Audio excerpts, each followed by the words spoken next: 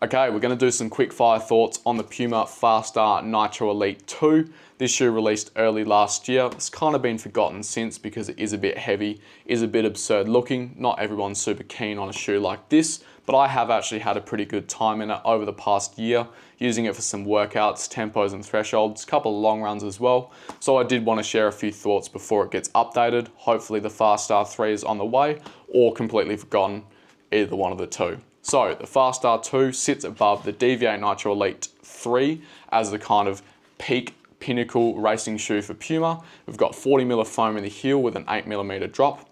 This was the debut of their aliphatic TPU midsole, which they're also using in the Deviate Elite 3.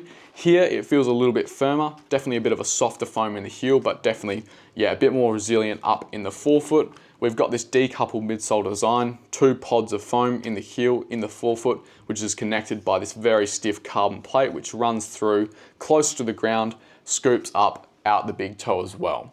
Apparently this extended carbon plate design is meant to give you a longer stride. We'll chat about that a bit in the ride section. In terms of weight, we are coming in at 278 grams in my men's size 10.5, which is very heavy for a racing shoe. I think a lot of that weight is coming down to the thickness and stiffness of this carbon plate. They've definitely reinforced it a lot, and we've also got a fairly healthy covering of rubber, which I do think is also contributing to the weight as well.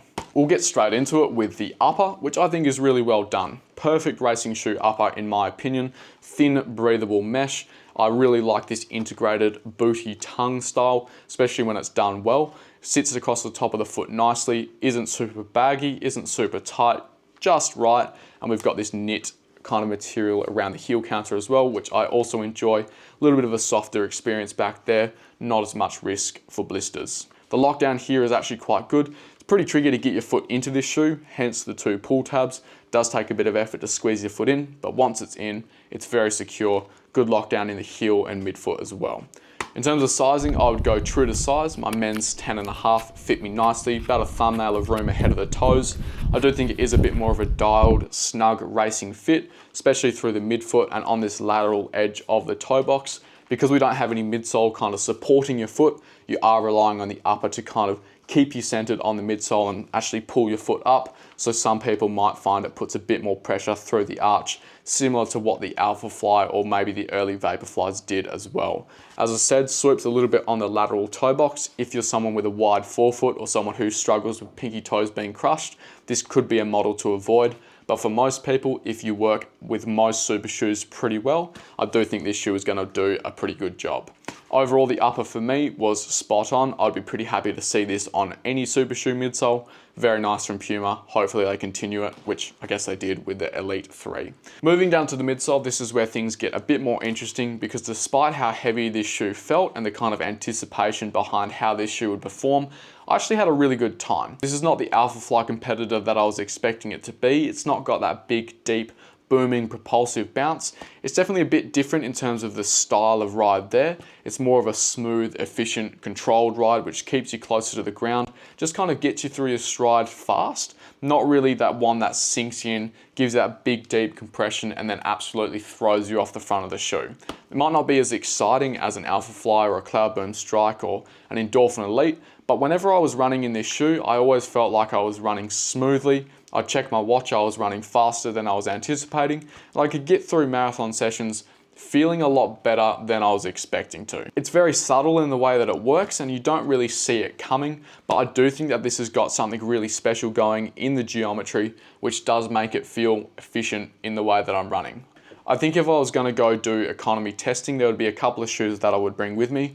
I definitely would want to bring the Farstar 2 along to see if, despite the weight, despite the amount of heft that this midsole carries, whether the geometry alone could actually improve my running economy, and that's why it feels so good to me on some of these sessions. With all of that said, despite how good it felt for these marathon paced intervals, half marathon pace, probably wouldn't take it to the 5 or 10, I'm still not going to be racing in this shoe because of the bulk. Whether that's a psychological thing or whether it is actually to do with the performance, I just don't think I would feel confident stepping onto the start line with a shoe which is 50 or 60 or 70 grams heavier than some other racing options out there.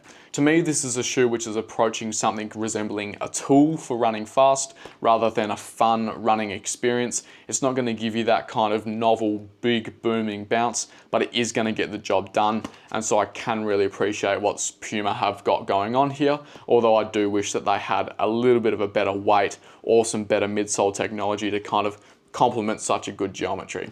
It definitely has been forgotten in terms of that top tier super shoe conversation, pretty much disregarded from the start because of the weight, but I do think now that it's almost a year on, we're starting to see it go on discount, or it's frequently on discount honestly. $250 is pretty much standard for the Fast R right now. I think a lot of people should be checking this shoe out as that kind of higher level speed trainer, marathon workout companion, thresholds, tempos. It can handle all that stuff. Maybe not to the same level as a top tier super shoe, but definitely good enough to be worth it for a kind of, higher end speed trainer. Moving down to the outsole, we have full coverage rubber in the forefoot, the Puma grip material, 2 little pods in the heel. I'm actually really surprised with how well the heel is holding up. Pretty much looks untouched. I think it has to do with the fact that a lot of this foam here is missing, so most of my wear has been focused on the back section of the front pod of foam.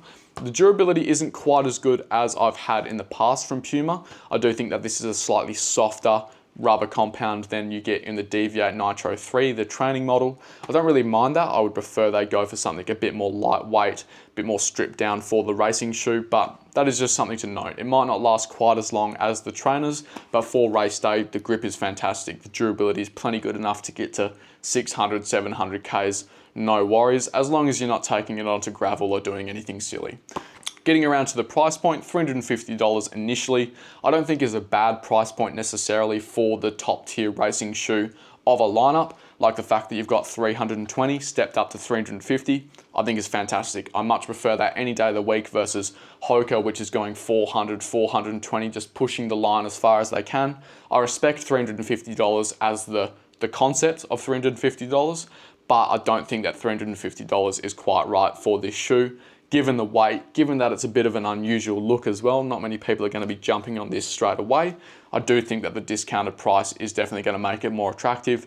$250, $260, this could be a great pickup for a speed trainer, marathon workout option, something to just use for those faster sessions, which is going to give you somewhere close to top level performance. Maybe not quite there, but yeah, definitely very good. Not going to go crazy on the comparisons today, but I will give it a quick rundown against the Deviate Elite 3. In the upper department, we do have a bit more of an accommodating fit in the Deviate 3, bit more room through the forefoot and toe box, bit more volume. Here, this is more of that kind of dialed traditional Puma fit, which might turn a few people away.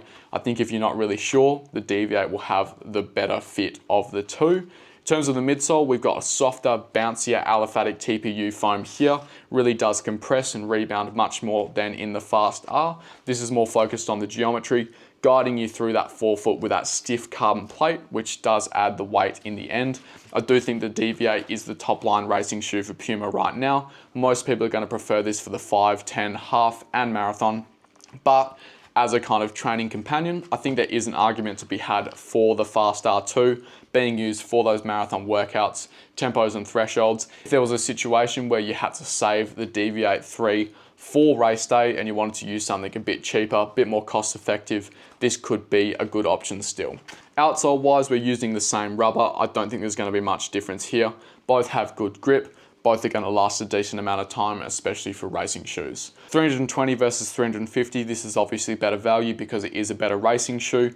This has a long way to go, but I am excited by what Puma have got going on. So yeah, overall the Fast R2 turned out to be a bit of a success for me, honestly. Had a lot of good runs in this shoe, despite the obvious flaws. I do think that Puma needed to do a better job of cutting down the weight, getting a bit more response from the midsole to get more people on board. But I do really like what they've got going on with this geometry. Have heard rumors that the Fast R3 is going to be fantastic. Hopefully they can cut down some weight, get a bit more response from the aliphatic TPU, but I really do want them to keep this geometry because I think it is fantastic.